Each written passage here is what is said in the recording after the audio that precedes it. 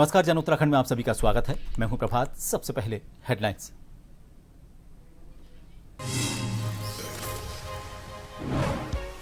पूर्व पीएम अटल बिहारी वाजपेयी की पुण्यतिथि। दिल्ली में सदैव अटल पर राष्ट्रपति मुर्मू, पीएम मोदी सहित कई राजनेताओं ने दी श्रद्धांजलि। सीएम धामी ने किया नमन।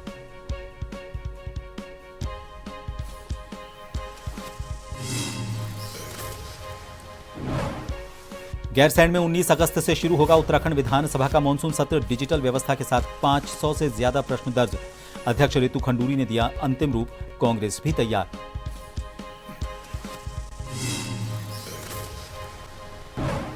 देहरादून में कार्य मंत्रणा समिति की बैठक। कैबिनेट मंत्री गणेश जोशी बोले, सरकार गैरसैंण सत्र के लिए भी तैयार। विपक्ष ने सत्र देहरादून में की थी करवाने की मांग।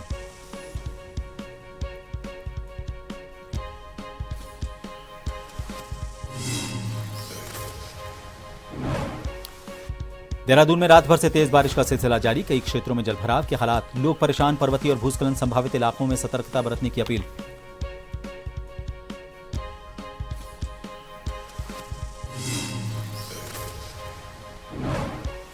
और बद्रीनाथ धाम से लेकर ग्रामीण इलाकों तक कृष्ण जन्माष्टमी की धूम। जोशीमठ में रात 12 बजे कृष्ण जन्मोत्सव के बाद की गई विशेष पूजा। सीएम धामी ने दी बधाई।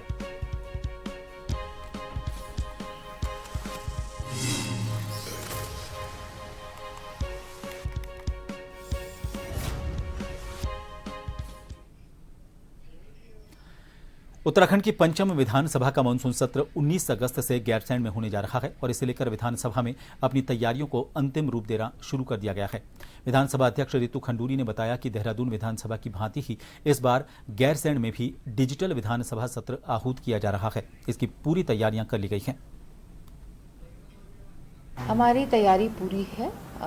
जैसे हमने देहरादून के सदन को नेवा किया है, डिजिटल किया है, वैसे ही अब भराड़ीसैंण गैरसैंण का भी जो हमारा सदन है वो नेवा हो चुका है, डिजिटल हो गया है। साउंड की भी वहाँ पे काफ़ी समस्या रहती थी, उसको भी हमने आईआईटी रुड़की के साथ मिलकर ठीक करने का प्रयास किया है। हमारी तैयारी पूरी है। करीबन 547 सवाल 32 विधायकों ने किए हैं जो हमारे पास आए हैं। हमारी तैयारी पूरी है।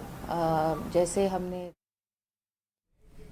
देहरादून में आज कार्य मंत्रणा समिति की अहम बैठक हो रही है। इसको लेकर कैबिनेट मंत्री गणेश जोशी ने बताया कि विपक्ष के साथियों के साथ बैठकर सत्र को लेकर चर्चा की जाएगी। हालांकि उन्होंने विपक्ष पर दोहरे चरित्र का आरोप लगाते हुए कहा कि पिछली बार विपक्ष ने सत्र देहरादून में कराने की मांग की थी और जब सत्र यहां हुआ तो कहा कि सरकार गैरसैंण जाना ही नहीं चाहती।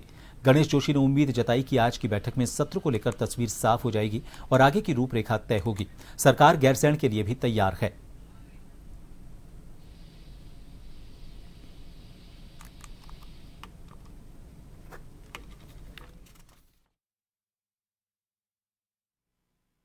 कार्य मंत्रणा समिति की बैठक है विपक्ष के साथियों के साथ बैठकर, क्योंकि विपक्ष हमारा उनका दोहरा चरित्र है।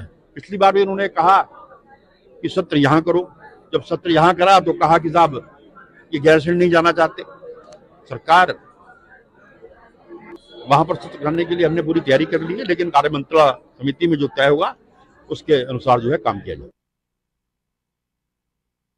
गैरसैंण में विधानसभा सत्र को लेकर एक बार फिर सियासी बयानबाजी तेज हो गई है। कांग्रेस की राष्ट्रीय प्रवक्ता सुजाता पॉल ने कहा कि गैरसैंण में इस बार सत्र होगा या नहीं ये सरकार की इच्छा शक्ति पर निर्भर करता है। अगर सरकार वास्तव में चाहती है तो गैरसैंण में सत्र आयोजित करने में कोई दिक्कत नहीं है, लेकिन हकीकत ये है कि सरकार अपनी ही दुविधा दिखाने लगती है। उन्होंने कहा कि इसी तरह की स्थिति धराली आपदा के समय भी देखने को मिली थी, जबकि चारधाम यात्रा शुरू होने से पहले मुख्यमंत्री ने तैयारी का दावा किया था। सुजाता पॉल ने आरोप लगाया कि भाजपा सरकार न तो गैरसैंण को स्थायी राजधानी बना पा रही है और न ही वहां नियमित विधानसभा सत्र आयोजित कर पा रही है।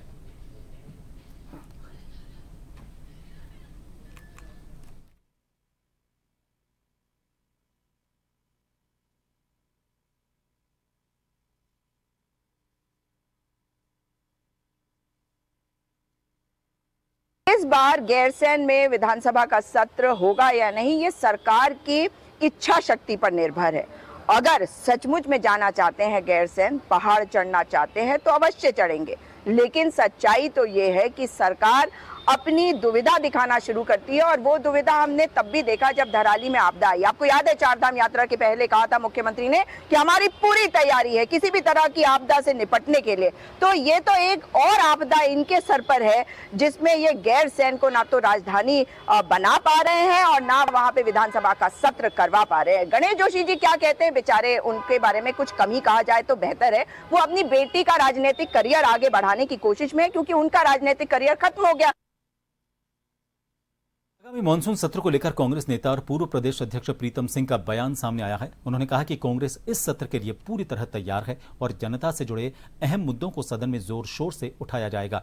मानसून सत्र की शुरुआत 19 अगस्त से गैरसैंण के भराड़ीसैंण विधानसभा भवन में होगी। इससे पहले 18 अगस्त को कांग्रेस विधानमंडल दल की बैठक बुलाई गई है, जिसमें यह तय किया जाएगा कि किन किन विषयों को सदन में उठाया जाएगा। प्रीतम सिंह ने बताया कि कांग्रेस के पास आपदा प्रबंधन, पंचायत चुनावों में अनियमितताएं, भ्रष्टाचार और कानून व्यवस्था की बदहाल स्थिति जैसे कई बड़े मुद्दे हैं। इसके साथ ही किसानों, नौजवानों, महिलाओं और सरकारी कर्मचारियों से जुड़े मुद्दों को भी प्रमुखता से उठाया जाएगा, जो इन दिनों सड़कों पर अपने हक की लड़ाई लड़ रहे हैं। उन्होंने ये भी कहा कि विषयों की कोई कमी नहीं है, लेकिन समय सीमित है। ऐसे में हम कोशिश करेंगे कि जनता से जुड़े सबसे अहम मुद्दों को प्राथमिकता दी जाए।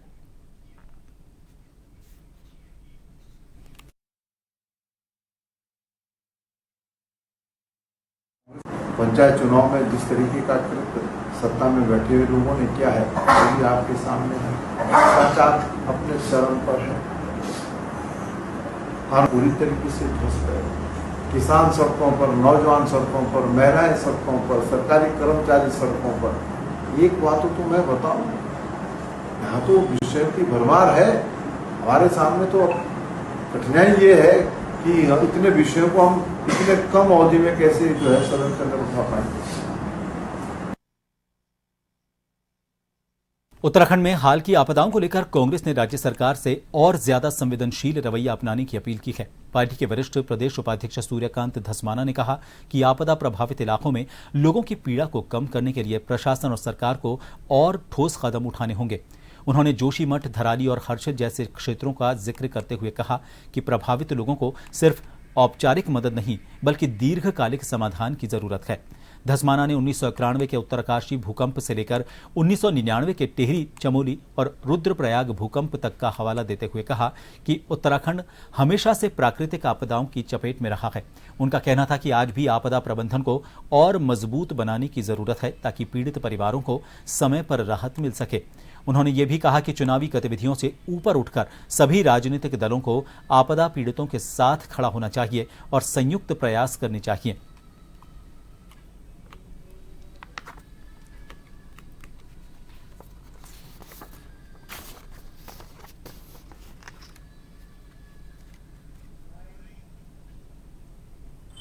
आपदाओं की आदत पड़ गई है प्रदेश को, यहाँ के अधिकारियों को, यहाँ के नेताओं को। उनके लिए संख्या कोई मायने नहीं रखती। 1 मरे, 100 मरे, 1000 मरे, उनका कोई भावनात्मक लगाव इन संख्या से नहीं है। जिनके घरों में जान जाती है, जिनके घरों में लोग मरते हैं, जिनके घरों में लोग जो तबाह हो जाते हैं, जिनका सब कुछ लूट जाता है, वो पीड़ा में कराहते रहते हैं। सरकारों को कोई लेना देना नहीं। रैनी में हुआ, 4 दिन, 6 दिन, 10 दिन अखबारों में छपा, चैनल में चला, लोगों ने आंसू बहाए, लोग गए, उसके बाद लोग रैनी भूल गए। इसी प्रकार से जोशीमठ धसा, जोशीमठ में मकान टूटे, होटल टूटे, लोगों का कारोबार तबाह हुआ। 10 दिन, 20 दिन, 1 महीना चला, उसके बाद लोग भूल गए। हमने 1991 की भूकंप देखा है उत्तरकाशी का, हमने उससे 1999 का टिहरी का, रुद्रप्रयाग का और चमोली का भूकंप देखा है।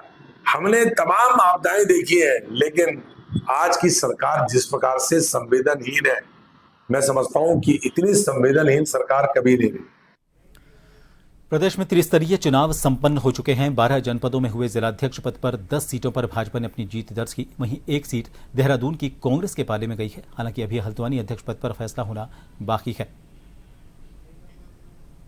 हमारी केंद्र सरकार, प्रदेश सरकार और सभी जनप्रतिनिधियों की मेहनत है और उससे आने वाले समय में प्रदेश को विकास के लिए गति मिलने का काम होगा और अच्छी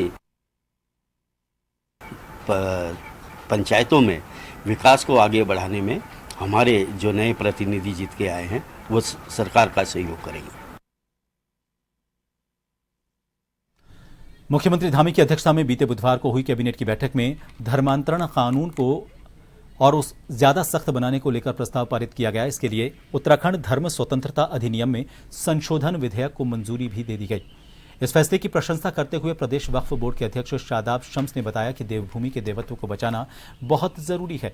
देवभूमि का तप ही है। यहाँ की बात हिमालय से लेकर कन्याकुमारी तक जाती है। मुख्यमंत्री धामी अपने कड़े निर्णयों के लिए जाने जाते हैं। झूठ, धोखा, लालच देकर धर्मांतरण के विषयों को देवभूमि में किसी भी प्रकार से बर्दाश्त नहीं किया जाएगा। जिस प्रकार से धामी कैबिनेट में धर्मांतरण के आरोपितों को लेकर सख्त प्रस्ताव पारित हुआ है, ये पूरे देश के लिए एक मिसाल वाली बात है। और धर्मांतरण के मामले जिस तरह से देश में सामने आ रहे हैं, हर राज्य की सरकार को इस प्रकार का कदम उठाने की जरूरत है। युवा मुख्यमंत्री पुष्कर सिंह धामी जी लगातार अपने कड़े निर्णयों के लिए जाने जा रहे हैं। ये देवभूमि उत्तराखंड है, इसके देवत्व को बचाना बहुत आवश्यक है। और उसी क्रम में लगातार जिस तरह से प्रदेश के अलग अलग भागों से ये तस्वीर निकल के आई है कि लोगों को कहीं झूठ बोलकर उनका धर्म परिवर्तन किया जा रहा है, धोखा देकर धर्म परिवर्तन किया जा रहा है, या उनको लोभ और लालच देकर उनका धर्मांतरण किया जा रहा है, तो मुझे लगता है देवभूमि में किसी कीमत पर बर्दाश्त नहीं होगा। इसीलिए धामी कैबिनेट में एक मजबूत निर्णय लिया गया कि ऐसा करने वाले पापियों के खिलाफ सख्त कार्रवाई का प्रावधान किया गया है, जिसमें 3 साल से 20 साल की सजा का प्रावधान रखा गया है। श्री गुरु राम राय विश्वविद्यालय ने धराली आपदा पीड़ितों के लिए 2 ट्रक समेत 4 वाहनों में राहत और खाद्य सामग्री रवाना की। कुलपति डॉक्टर कुमुद सकलानी और रजिस्ट्रार डॉक्टर लोकेश गंभीर ने हरी झंडी दिखाकर वाहनों को भेजा। श्री महंत इंदिरेश अस्पताल ने पीड़ितों को निःशुल्क उपचार और विश्वविद्यालय ने प्रभावित परिवारों के बच्चों को कुछ पाठ्यक्रमों में निःशुल्क शिक्षा देने की घोषणा की। राहत सामग्री का वितरण SGRR पब्लिक स्कूल बड़कोट और पुरोला के माध्यम से प्रशासनिक देखरेख में किया जा रहा है।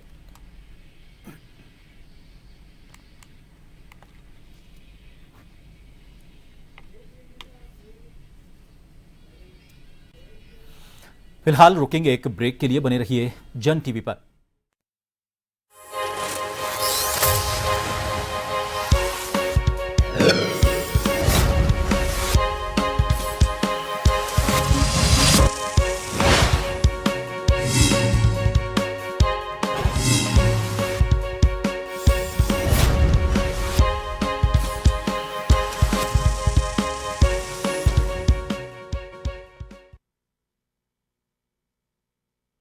ब्रेक के बाद एक बार फिर आप सभी का स्वागत और अब बात करेंगे कान्हा के जन्मोत्सव की तैयारियों की।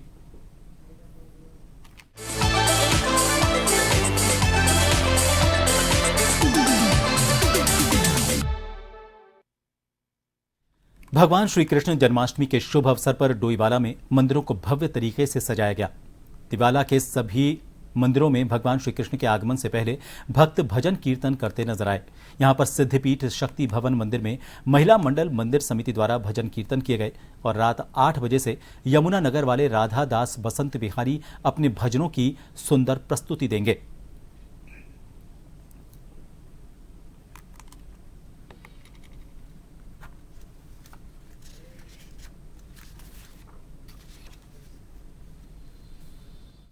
जैसे हम भी निरंतर प्रयास कर रहे हैं, आप लोग भी प्रयास करें, अपने धार्मिक कार्यक्रमों को, धर्म के कार्यक्रमों को आगे बढ़ाएं और उनमें बढ़ चढ़कर हिस्सा लें। अगर आप स्वयं नहीं कर सकते, जो आपके सहयोगी कार्यक्रम कर रहे हैं, जो आपके अड़ोस पड़ोस में कार्यक्रम कर रहे हैं, आप उनके साथ में उनका सहयोग करें और आगे जितने भी धार्मिक कार्यक्रम होते हैं उसमें बढ़ चढ़कर सहयोग लें और उसमें अपना योगदान दें। सभी सनातनी एक है, ये बहुत बड़ी बात है। तो ये हमें इस चीज़ का बहुत बड़ा गर्व है कि हम सब सनातनी एक हैं। और मैं आज युवा सेवा मंडल के द्वारा यहाँ पर पहुँचा हूँ। बड़ा सुंदर आयोजन यहाँ पर सभी कमेटी लोगों ने किया है, उनका भी बड़ा मैं आभारी हूँ, बड़ा दिल से धन्यवाद करता हूँ। सनातन एक है और एक ही रहना चाहिए। अगर बटेंगे तो कटेंगे। श्री कृष्ण जन्माष्टमी पर हरिद्वार में घरों से लेकर मंदिरों तक भव्य तैयारियां चल रही हैं। बाजारों में श्रद्धा और उत्साह का रंग दिख रहा है। लड्डू गोपाल की मूर्तियों से लेकर श्री कृष्ण की पोशाक तक हर तरफ श्रद्धालु खरीदारी कर रहे हैं। भाद्रपद माह के कृष्ण पक्ष की अष्टमी तिथि पर मनाई जाने वाली श्री कृष्ण जन्माष्टमी को लेकर सभी मंदिरों से लेकर घर आंगन तक सजावट की धूम है। बाजारों में भी जन्माष्टमी का उत्साह देखते ही बनता है। दुकानों पर लड्डू गोपाल की प्रतिमा, राधे कृष्ण की ड्रेस, मोरपंख, बांसुरी और मुकुट जैसे आकर्षक सामान ग्राहकों की पहली पसंद बने हुए हैं। जगह जगह जन्माष्टमी से जुड़ी सामग्री के स्टॉल्स लगे हुए हैं, जहां भक्त बड़ी संख्या में खरीदारी कर रहे हैं।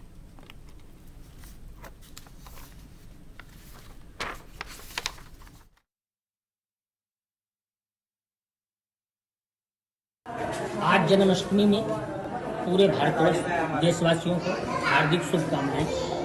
जन्माष्टमी का त्यौहार भादौ कृष्ण पक्ष के अष्टमी तिथि में मनाया जाता है।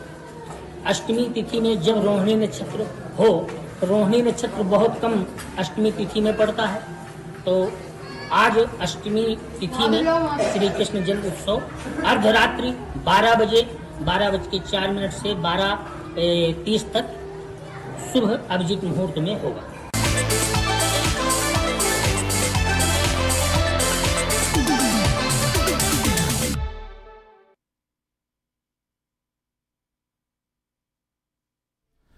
उत्तराखंड के कैबिनेट मंत्री सौरभ बहुगुणा ने जानकारी देते हुए बताया कि हाल ही में आई आपदा में प्रदेश के लगभग 25 से 30 मवेशी इसकी चपेट में आकर मृत हो गए हैं। उन्होंने कहा कि विभाग की टीमें सीबीओ, एलईओ सहित स्थानीय अधिकारी और डॉक्टर मौके पर लगातार सर्वे का काम कर रहे हैं। मंत्री बहुगुणा ने बताया कि फिलहाल जो अनुमान विभाग को प्राप्त हुआ है उसमें मवेशियों की संख्या 25 से 30 के बीच है।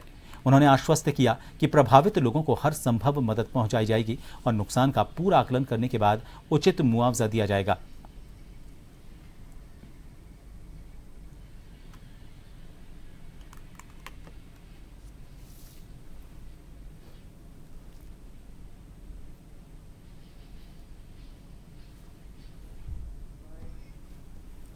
और 25 से 30 मवेशी हमारे जो हैं उस आपदा की चपेट में आए हैं। लगातार हमारा विभाग, हमारे सीबीओ और हमारे वहाँ के एलईओज और हमारे अधिकारी, डॉक्टर्स पूरी सर्वे में लगे हुए हैं, लेकिन जो एस्टिमेट हमारे पास है अभी तक 25 से 30 मवेशियों का है। नैनीताल जिला पंचायत अध्यक्ष को लेकर चल रहे विवाद पर जिलाधिकारी वंदना सिंह ने स्पष्ट किया है कि इस मामले में अगली कार्रवाई 18 अगस्त को उच्च न्यायालय में होने वाली सुनवाई के बाद की जाएगी। उन्होंने बताया कि चुनाव आयोग इस मामले में अपने नियमों के तहत निर्णय लेगा।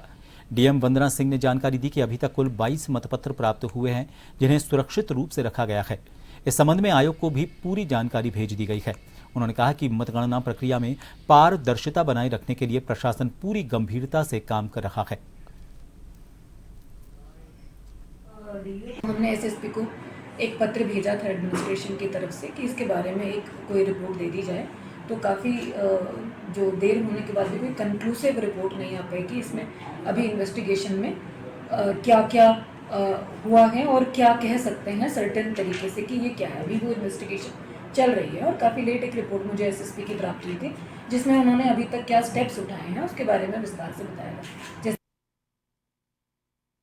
उत्तराखंड कांग्रेस प्रदेश प्रवक्ता डॉक्टर प्रतिमा सिंह ने कहा है कि भाजपा सरकार ने स्मार्ट सिटी प्रोजेक्ट के नाम पर जनता को छलने और हजारों करोड़ रुपए का घोटाला करने का काम किया है। उन्होंने आरोप लगाया कि विपक्ष ने लगातार इस मुद्दे पर सवाल उठाए और धरना प्रदर्शन भी किए, लेकिन हठधर्मी सरकार ने आज तक किसी भी तरह की जांच नहीं करवाई। डॉक्टर सिंह ने कहा कि हाल ही में हुई बारिश में आईटी पार्क जलमग्न हो गया, जहां खुद आपदा प्रबंधन कार्यालय स्थित है और मुख्यमंत्री मॉनिटरिंग के लिए आते हैं। गाड़ियां डूब गईं और एक महिला की जान भी जोखिम में पड़ गई। उन्होंने सहज धारा रोड पर पेड़ों की कटाई और अधूरे प्रोजेक्ट का मुद्दा उठाते हुए कहा कि आज सड़कें गड्ढों में तब्दील हैं, इसमें 2 लोगों के एक्सीडेंट हो रहे हैं। कांग्रेस प्रवक्ता ने आरोप लगाया कि भाजपा सरकार जनता की समस्याओं से पूरी तरह बेखबर है और ऊपर से नीचे तक भ्रष्टाचार में लिप्त है, जबकि जीरो टॉलरेंस का नारा केवल दिखावा है।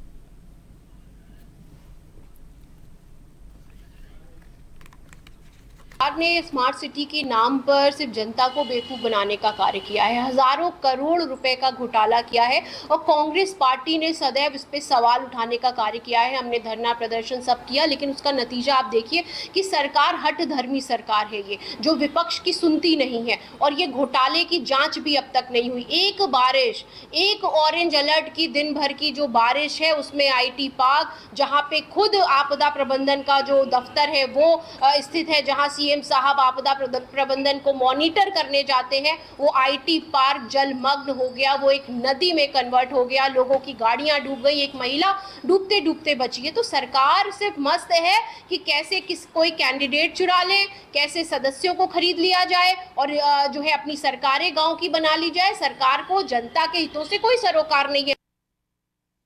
जहां देश भर में स्वतंत्रता दिवस के अवसर पर अंग्रेजी और देशी शराब के ठेके बंद थे, वहीं डोईवाला में आबकारी विभाग को मिली सूचना के अनुसार आबकारी विभाग ने कार्रवाई करते हुए देसी शराब के ठेके के सामने गोलूदा ढाबा से अवैध रूप से बेची जा रही अंग्रेजी और देसी शराब बरामद की। आबकारी इंस्पेक्टर प्रेरणा बिष्ट ने बताया कि सूचना के आधार पर इस ढाबे पर छापामारी की गई। यहां देसी शराब के अवैध रूप से बेचे जा रहे कुछ पाउच बरामद हुए।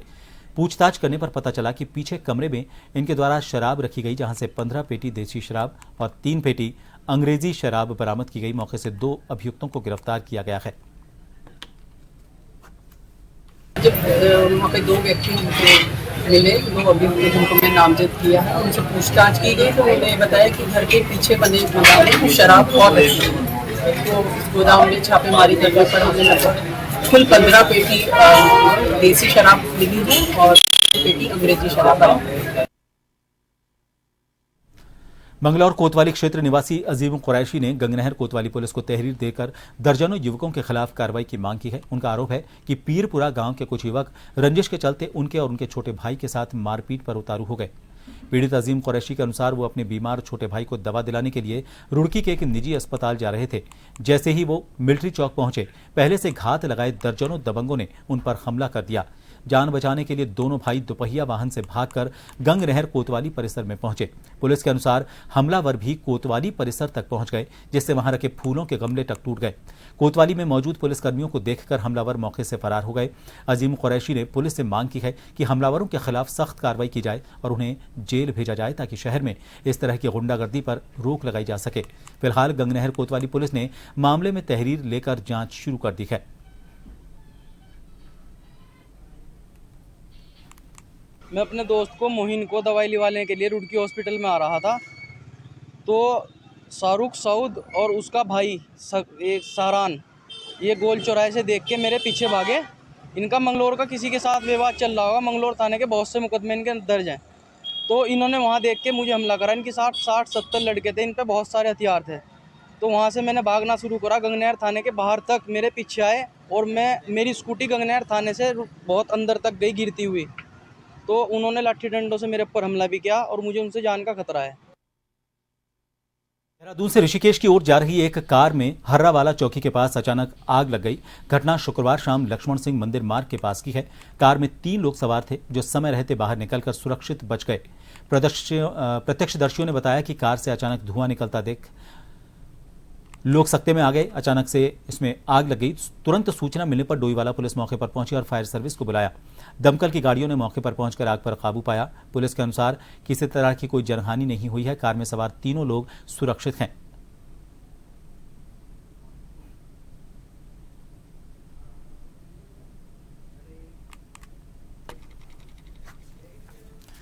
देहरादून में रात भर से तेज बारिश का सिलसिला जारी है और इससे कई इलाकों में जलभराव के हालात बन गए हैं। मौसम विभाग ने चेतावनी दी है कि मानसून 16 अगस्त के बाद भी सक्रिय रहेगा। हालांकि 17 अगस्त से बारिश की तीव्रता में हल्की कमी आने के आसार हैं। मौसम विभाग के ताजा पूर्वानुमान के अनुसार इस बार उत्तराखंड में सामान्य से 10 से 20% ज्यादा बारिश दर्ज की जा सकती है। विभाग ने नागरिकों और प्रशासन को सतर्क रहने की सलाह दी है, खासकर पर्वतीय और भूस्खलन प्रभावित इलाकों में।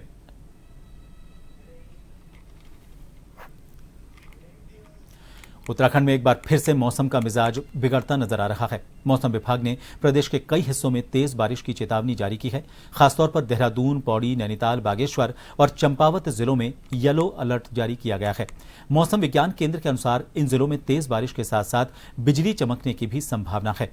अन्य जिलों में भी हल्की से मध्यम बारिश हो सकती है। मौसम विभाग का अनुमान है कि 18 अगस्त तक पूरे उत्तराखंड में भारी बारिश का दौर जारी रह सकता है। बारिश के कारण बाढ़ और भूस्खलन का खतरा भी बना हुआ है। इसे देखते हुए आपदा प्रबंधन विभाग ने सभी जिलाधिकारियों को पत्र भेजकर लोगों को सतर्क और सचेत रहने के निर्देश दिए हैं। नदियों, नालों और भूस्खलन संभावित क्षेत्रों के पास जाने से बचने की अपील की गई है।